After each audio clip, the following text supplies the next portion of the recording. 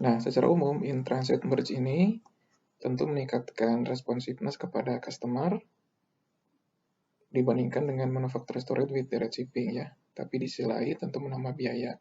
Nah, sehingga dikombinasikan manufacturer storage with direct shipping ini dengan in-transit merge ya. Jadi untuk barang-barang yang bisa langsung dikirim dari manufacturer ke customer itu langsung ya.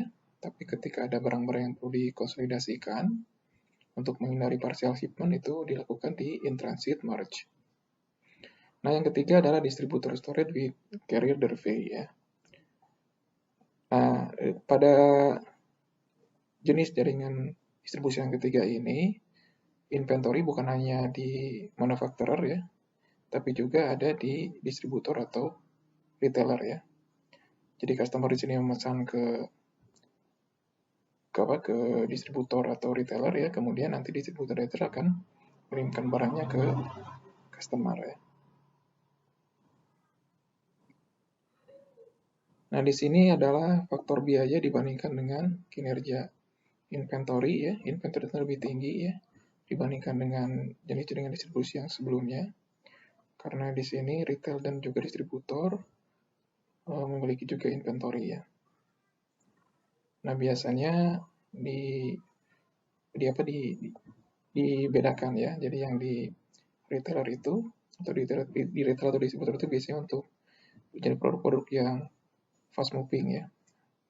Ya, sementara untuk yang slow moving tetap disimpan misalnya di manufacturer ya.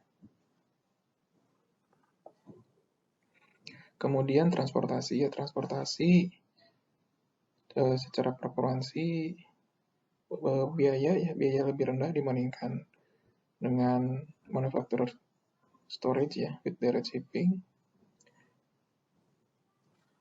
Kemudian biaya transportasi juga akan semakin berkurang ya untuk misalnya produk-produk yang fast moving.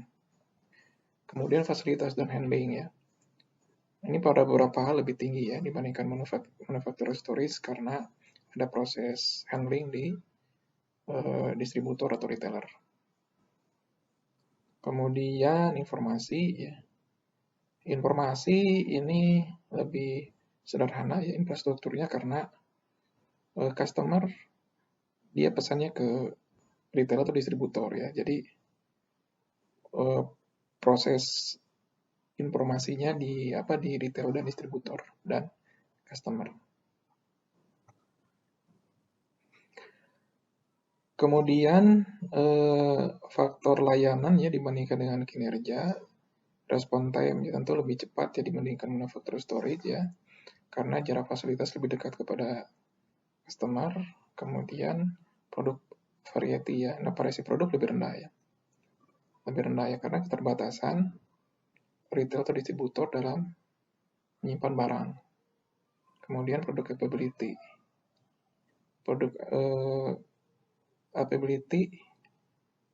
kalau ingin ketersediaan yang mirip dengan manufaktur maka membutuhkan biaya yang lebih tinggi ya.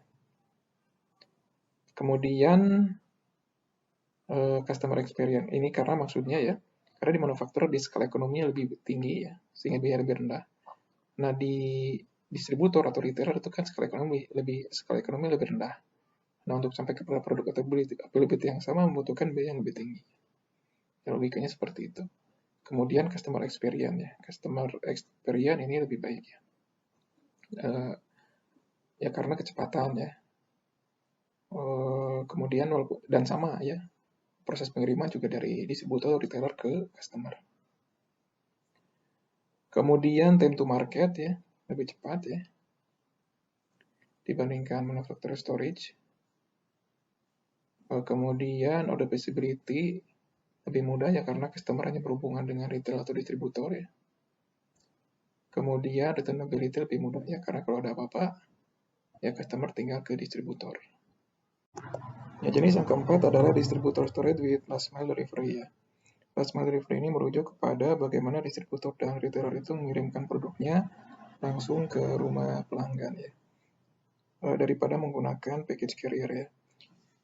Dan secara jarak ya, distributor to retail warehouse juga relatif lebih dekat kepada customer ya, sehingga bisa melakukan last mile delivery ya dibandingkan dengan menggunakan package delivery.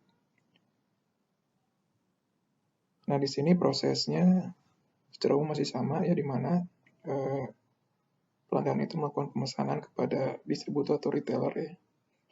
Kemudian nanti barang dikirim oleh distributor atau retailer ke customer-nya.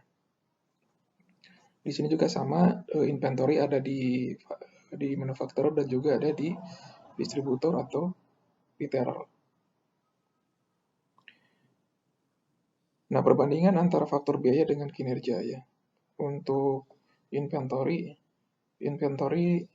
relatif lebih tinggi ya dibandingkan distributor storage with package carry delivery ya, karena secara jumlah fasilitas lebih banyak ya. Jumlah fasilitas lebih banyak dan lebih dekat kepada customer ya. Kemudian biaya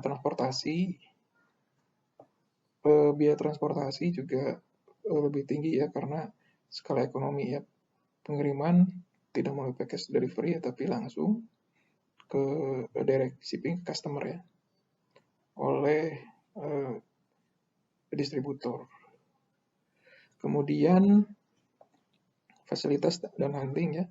Fasilitas dan handling juga relatif lebih tinggi ya dibandingkan manufacturer storage ya atau distributor storage with package carry delivery. Tetapi lebih rendah ya dibandingkan dengan retail ya. Kemudian secara informasi ya mirip dengan distribusi storage with package carry delivery. Kemudian yang berikutnya faktor jasa dibandingkan dengan kinerja. Respon time lebih cepat ya, bahkan bisa memungkinkan pengiriman pada hari yang sama ya. Kemudian variasi produk pada berapa lebih rendah dibandingkan distributor storage with package carry delivery ya.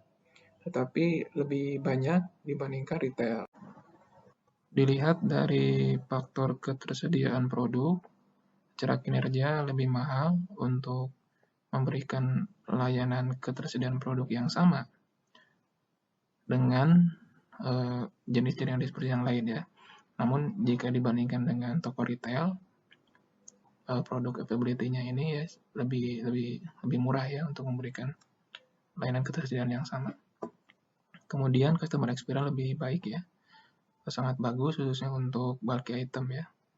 Jadi item-item di mana customer itu kesulitan untuk membawanya secara langsung ya, sehingga membutuhkan pengiriman dari distributor. Kemudian time to market juga cepat ya dan lebih mudah ya dibandingkan dengan manufacturer storage atau distributor storage. Kemudian order visibility juga lebih mudah untuk diimplementasikan ya dibandingkan dengan jaringan distribusi yang sebelumnya. Kemudian returnability. Nah, ini returnability ini kalau dibandingkan dengan jaringan retail lebih mahal dan juga lebih susah ya. Karena kalau retail itu customer membawanya langsung ke distributor ya, kalau di sini ya masih distributor yang harus mengambilnya dari customer.